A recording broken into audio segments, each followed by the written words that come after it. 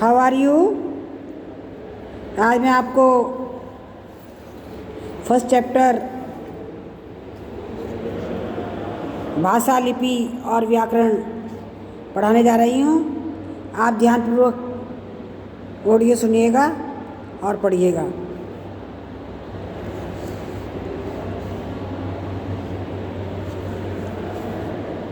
हमारे द्वारा आपस में की गई बातचीत किसी न किसी भाषा में होती है।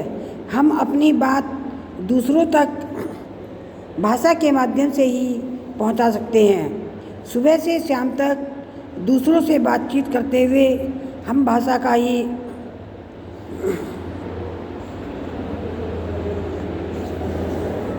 प्रयोग करते हैं। भाषा का प्रयोग किए बिना हमारी बात दूसरों तक नहीं पहुंच सकती। हमारे मन के भाव भाषा के माध्यम से ही प्रकट होते हैं।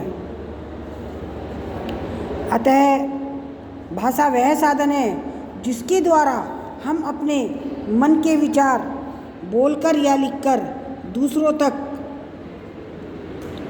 पहुंचाते हैं तथा दूसरों के विचारों को समझते हैं।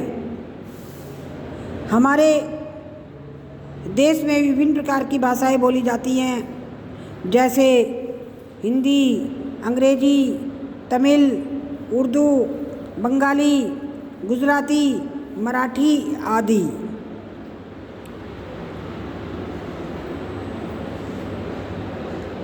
भाषा के भाषा के रूप मन के भाव 3 प्रकार से प्रकट किए जा सकते हैं: मुंह से बोलकर, लिखकर और संकेत द्वारा। इस प्रकार भाषा के 3 भेद होते हैं। मौखिक भाषा, मन के भाव बोलकर प्रकट करना मौखिक भाषा कहलाता है। रेडियो, टेलीफोन और दूरदर्शन आदि की भाषा मौखिक भाषा होती है। लिखित भाषा, मन के भाव को लिखकर प्रकट करना लिखित भाषा कहलाता है। पुस्तकों, समाचार पत्रों और पत्रों आदि की भाषा लिखित भाषा होती है। सांकेतिक भाषा, मन के भाव को संकेतों द्वारा प्रकट करना सांकेतिक भाषा कहलाता है। गूंगे लोग सांकेतिक भाषा से ही अपना काम चलाते हैं। चौराहे पर खड़ा सिपाही यातायात को सुचारू रूप से चलाने के लिए हाथ व सीटी के संकेत द्वारा ही अपनी बात कहता है, क्योंकि वाहनों आदि के शोर में यदि वह कुछ कहेगा तो किसी को कुछ सुनाई नहीं देता। अंतर्राष्ट्रीय भाषा या राजभाषा, संसार में अनेक भाषाएं बोली जाती हैं। अधिकतर देशों की अपनी एक विशेष भाषा होती है, जैसे ब्रिटेन में अंग्रेजी, जर्मनी में जर्मन, फ्रांस में फ्रेंच, चीन में चीनी, जापान में जापानी, रूस में रशियन आदि। अंग्रेजी संसार के कई देशों में बोली और समझी जाती है, इसलिए इसे अंतर्राष्ट्रीय भाषा कहा जाता है। हमारे देश में अधिकतर लोग हिंदी समझते और बोलते हैं, अतः हिंदी को राजभाषा के रूप में मान्यता दी गई है। देश में 14 सितंबर हिंदी दिवस के रूप में मनाया जाता है। सभी राज्यों की अपनी क्षेत्रीय राजभाषा है, जैसे उत्तर प्रदेश, बिहार, मध्य प्रदेश, राजस्थान, हरियाणा, हिमाचल प्रदेश और दिल्ली की राजभाषा हिंदी है, जबकि पंजाब, गुजरात, महाराष्ट्र में इसे दूसरी मुख्य भाषा के रूप में मान्यता दी गई है। लिपि, किसी भी भाषा को लिखने का ढंग लिपि कहलाता है। किसी भी भाषा के लिखने का ढंग लिपि कहलाता है। लिपि के चिन्ह हैं जिसमें मौखिक ध्वनियाँ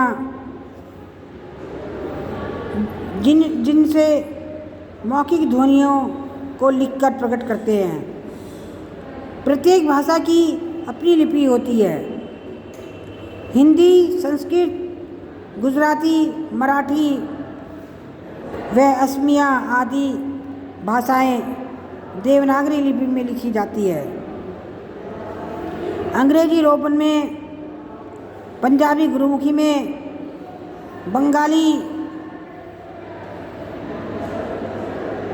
बंगाली में तथा उर्दू फारसी में लिखी जाती है। व्याकरण किसी भाषा को शुद्ध लिखने और बोलने का ज्ञान कराने वाले विशेष ज्ञान को व्याकरण कहते हैं। किसी भाषा को शुद्ध लिखने और बोलने का ज्ञान कराने वाले विशेष ज्ञान को व्याकरण कहते हैं। व्याकरण से हम शुद्ध भाषा लिखना और बोलना सीखते हैं। प्रत्येक भाषा का अपना व्याकरण होता है।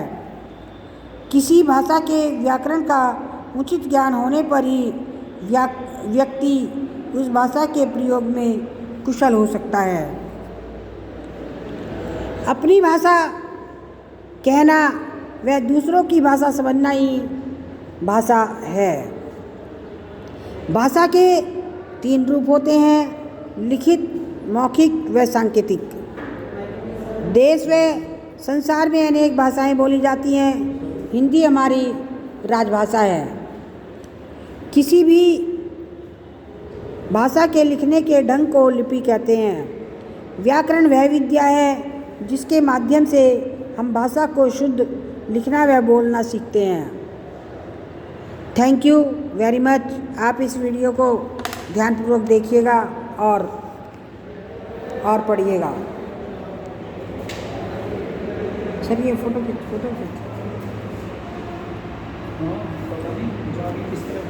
इसके साथ ही भेज दो बस में। हैं? साथ में पन्ना पलट दो ना, जहाँ तक भेजनी बस एक बार दिखा के और पन्ना पलट दियो।